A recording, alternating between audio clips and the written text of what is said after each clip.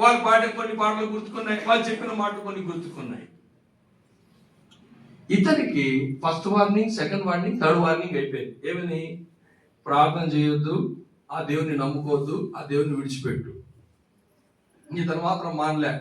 దానియేలు వలె తన ఇంటికి వెళ్ళి ముమ్మారు దానియేలు ఎట్లా ప్రార్థన చేసినాడో అదే విధంగా ఈ యొక్క సహోదరుడు కూడా తన కుటుంబంతో పాటు ప్రార్థన చేస్తే, ఒకరోజు ఈ తెగకు చీఫ్ ఉంటాడు, ఒక నాయకుడు ఉంటాడు.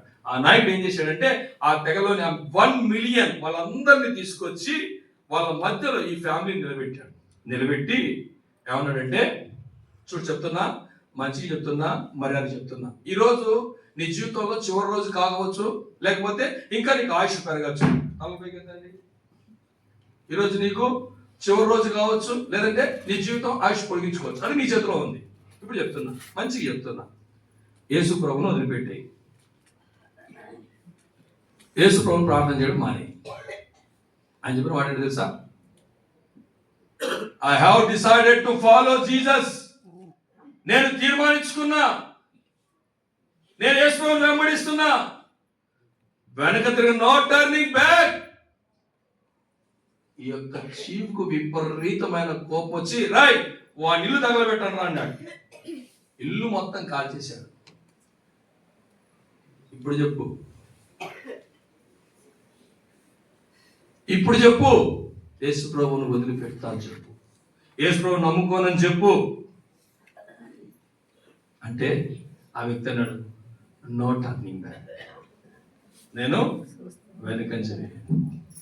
వెంటనే తనకు విపరీతమైన కోపం వచ్చి తన 2 కుమారులను మధ్యలో నిలబెట్టి ఇతన్ని చంపేశాడు. ఆ తల్లి, ఆ తండ్రి వారి కండ్ల ముందర వాళ్ళ కుమారులను చంపుతా ఉంటే ఆ తల్లి తండ్రికి మనసు ఎట్లుంటుంది ఒక్కసారి ఆలోచన చేయి. నిన్న ఉదయం నేను నా కుమారుని వదిలిపెట్టి అట్లా బయటికి వెళ్తే నా భార్య ప్రాణం గిలగిలగొక్కుంది.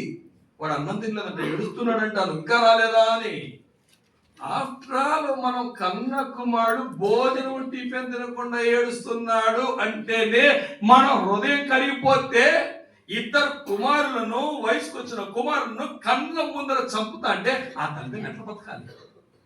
ఇప్పుడైనా చెప్పు, ఇప్పుడైనా చెప్పు, యేసు ప్రభువును విడిచిపెడతాను చెప్పు. అప్పుడు ఆయన తెలుసా, the cross before me, the world behind me. నా ముందు శిలువ ఉంది, నేను శిలువను పట్టుకుంటా, లోకమంతా పోయిన పర్వాలే.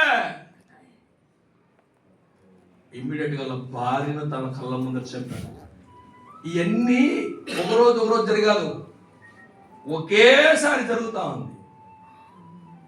ఇప్పుడైనా చెప్పు, ఇప్పుడైనా చెప్పు అని చివరికి చెప్పిన మాట తెలుసా? I have decided to follow Jesus. I want to die for my Christ.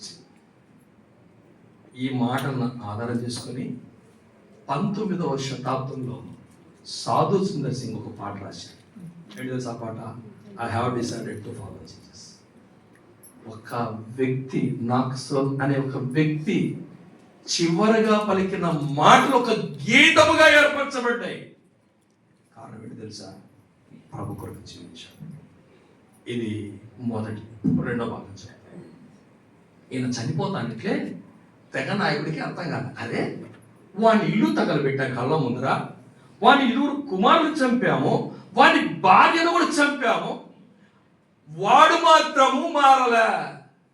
వాడు యేసు ప్రభువును వదిలిపెట్టంటాడేంటి, నేను వెనుకంజ వేయనంటాడేంటి, నా ముందు సిలువ ఉందంటాడేంటి, అసలు ఏంటి యేసు ప్రభు అని చెప్పడము తెలుసుకోవాలని ఆశించి తెగ నాయకుడు మొదటిగా రక్షణ పొందినాడు. అదే రోజు ఒక్క తెగ నాయకుడు రక్షణ పొందితే జరిగిన సంఘటన తెలుసా? 1 మిలియన్ జనాభా ప్రభువుని అంగీకరించారు. నాక్సోన్ ఒక్కడు చనిపోతే 1 మిలియన్ జనాభా బ్రతికించారు. నాక్సోన్ ఒక్కడు చనిపోతే 1 మిలియన్ జనాభా ప్రభు దగ్గర నడిపించాడు. ఈ రోజు ఆ 1 మిలియన్ జనాభా ఒక రాష్ట్రముగా ఏర్పడింది. ఆ రాష్ట్రమే అస్సాం.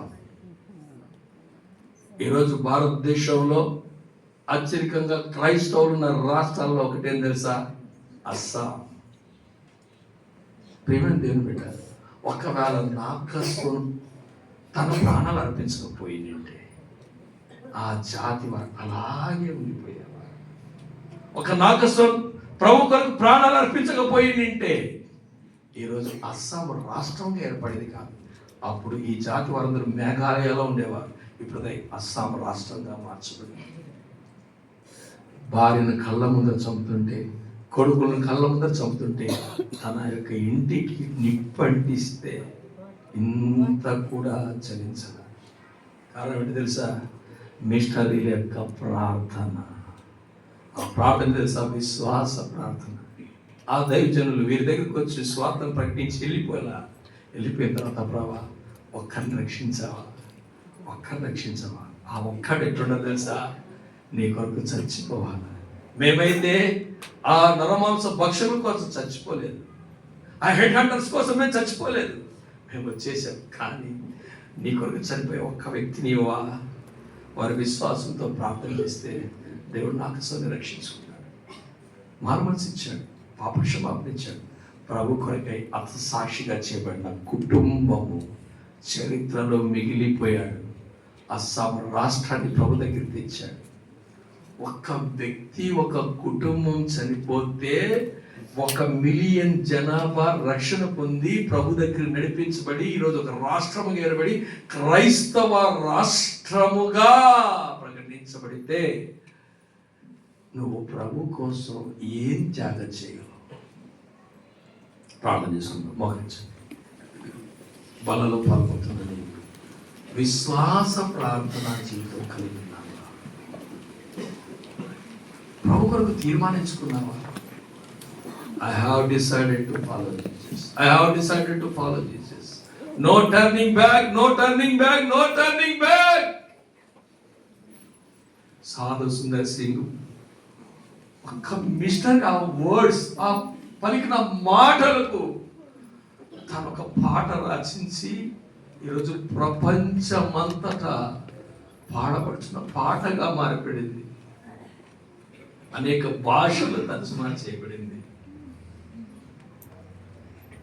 ప్రేమ దేవుని బిడ్డ, మనం పాట పాడుకుంటున్నామే.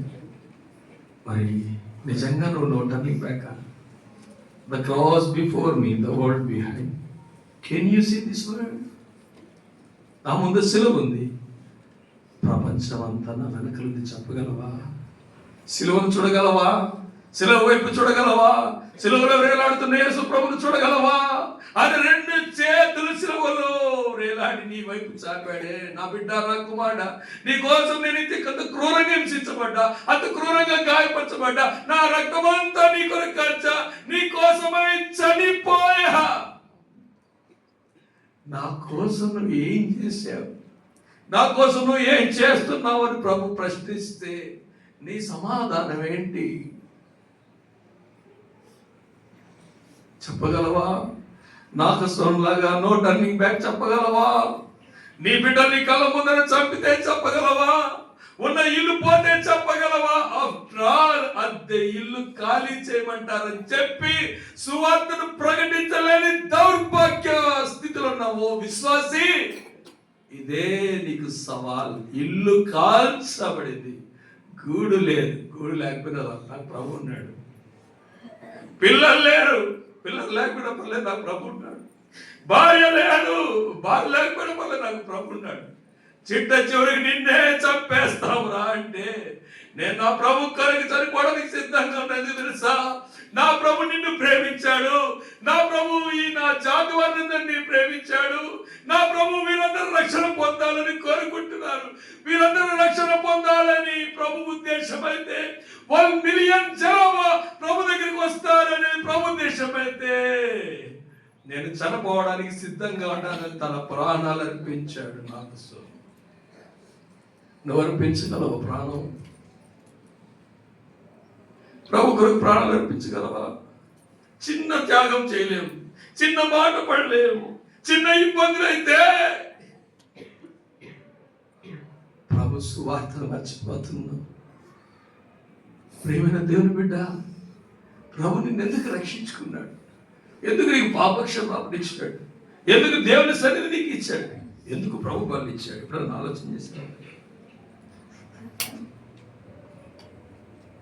తీర్మానం చేసుకున్నాం, ప్రభా నేను చస్తే నాకు చచ్చిపోవాలి ప్రభా, నన్ను కూడా సిద్ధపరచు. నేను ఇప్పుడు చెప్తా ప్రభా, no turning back, no turning back, no turning back.